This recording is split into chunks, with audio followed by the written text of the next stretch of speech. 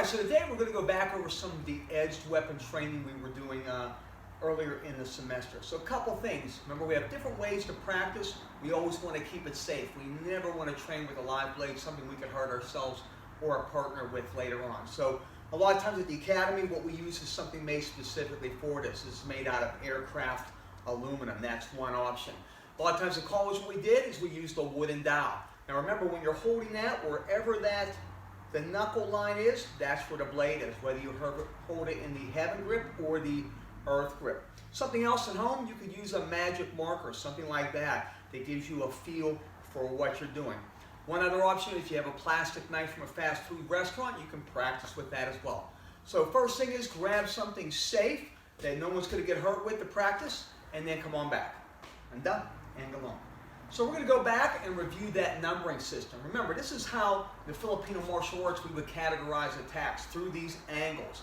That way, no matter what weapon they have, they're going to attack along one of those angles, same as empty-handed. And we covered some of that, again, earlier in the semester. So we're going to start, remember our two grips. We have the heaven grip, and we have the earth grip, sometimes called ice pick grip, or from the movie Psycho, everyone knows that one. Or a heaven grip, sometimes called hammer grip, because it uses just like a hammer. So I'm going to go right-handed, right leg forward. Again, safe training implement. So remember, angle 1 is a diagonal cut down. Angle 2, other side. 3 is low across the waist, 4 low across, 5 is a thrust low below the belly button. So again, this is our 1, our 2, our 3, our 4, and our 5. And this is normally the speed I would be training this with. Very precise. I want to make sure I'm getting the edge of that, because that mechanic works no matter what weapon I have. I don't want to hit with the flat of the blade, although there are techniques for that later on. So 1, 2, 3, 4, and 5. Again, you want to practice this, become very precise. Once we had it stationary, right leg forward, we would work it stationary, left leg forward. I still keep the weapon in the right hand. Later, obviously, you want to practice this both right and left. Then we started adding the footwork element. The first one we call a lateral triangle, which is stepping forward and back with the right leg. So I step forward with 1, back 2, forward with 3, back 4, forward with 5. Now I step back on the 1, then up forward 2, 3, 4, and 5. Now you can train each of these for 30 seconds. Normally we would train each of these for that amount of time at the academy. We repeat that same footwork with the other leg. That's stepping forward and back. Again, referred to as the lateral triangle. Coordinating the strike with the step. From there we go to our female triangle replacement step. So again, I angle off, 1, back, 2, 3, 4, and 5. And then I'm going to step with the left first for 1, because we're doing an odd number of strikes. It's going to automatically cycle through whether the right leg is stepping forward on angle 1 or the left leg. And then we also had the male triangle, where we're stepping back, or our retreating triangle. We go here, 1, 2, 3, 4, 5, 1, 2, 3, 4, and 5. Our final footwork was the step slide advance, step slide retreat. So I advanced, 1, retreat, 3, 4, 5, and then again, 1, 2, 3, 4, 5. And obviously whatever can be practiced, right lead, I can switch the sides. And again, 1, 2, 3, 4, 5, and back, 1, 2, 3, 4, and 5. Whatever we do heaven grip, we can do with the earth grip. We didn't get a lot of this in class, but you're going to go here. So really with the knife, there's a couple ways it can be used. Any edged weapon. And then you always look at the weapon, whether it can be a cutting weapon or a striking weapon, or maybe a combination of both. So with the earth grip, we're going to work the thrust. We thrust angle 1, thrust angle 2, thrust angle 3, thrust angle 4, thrust angle 5. So we go 1, 2, 3, 4, 5, and again, 1, 2, 3, 4, and 5. And just like heaven grip, you should go back and practice the earth grip with all the various footworks. Now, one of the big things, the reason we introduce it with the edged weapon is because we really want to transfer it to everyday weapons. So I'm going to ask to find something. I'm going to demonstrate this here with like a totes umbrella, but it's the same numbering system. So here we would strike 1, 2, 3, 4, and 5, the thrust. That thrust can be low. That could also go to the groin. 3, 4, and 5, and 1, 2, 3, 4, and 5. This time we're going to use a rolled up magazine, but it's again the same numbers. And don't let this be deceiving. You roll up a magazine tight, this can go through a couple inches of wood with a proper strike. But again, I repeat those numbers. 1, 2, 3, 4, 5. Now a lot of times we add 6, which can vary, is this would be up under the jaw. So again, if you want to add that, 1, 2, 3, 4, 5 is low, 6 up under the jaw. What can be done with the short weapon can be done with the long weapon. I'm going to go with a baseball bat. I'm practicing with a wiffle ball bat here.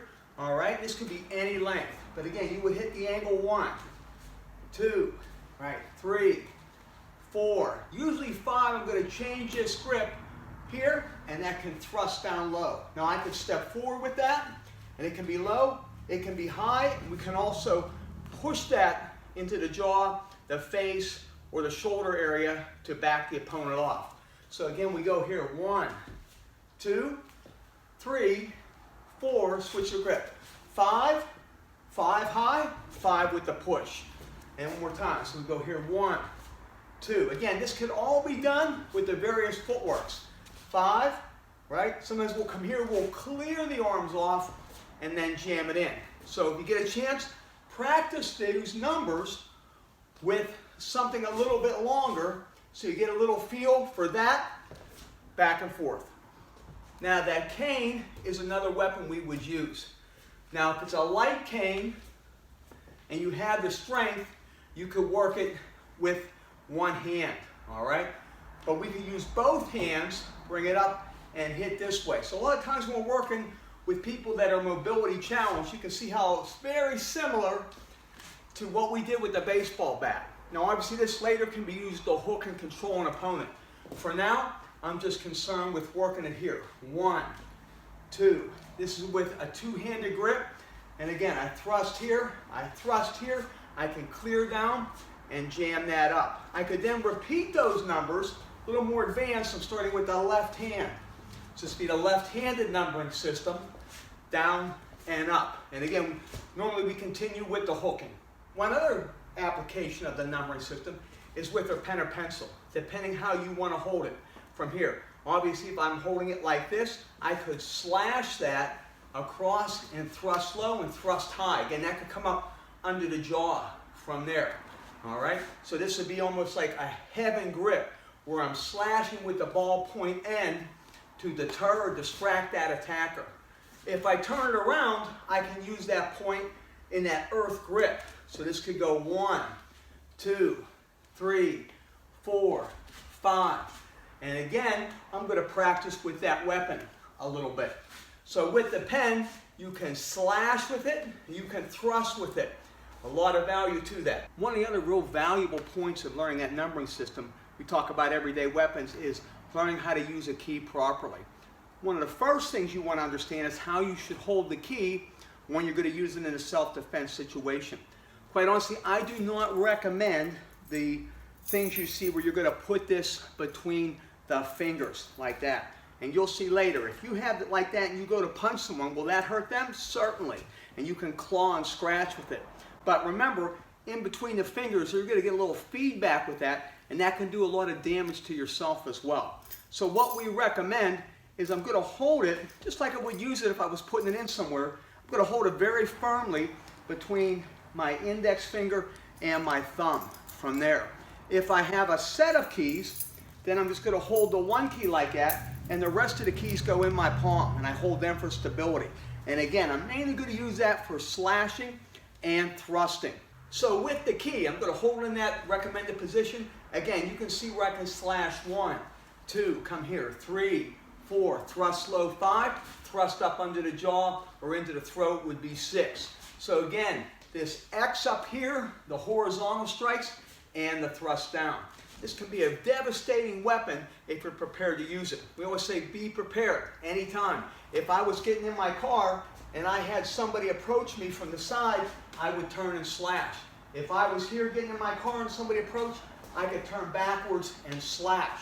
If I had to pick just a couple strikes, I would just teach you that X pattern and then the thrust. So you could go slash, slash, and thrust, slash, slash, and thrust.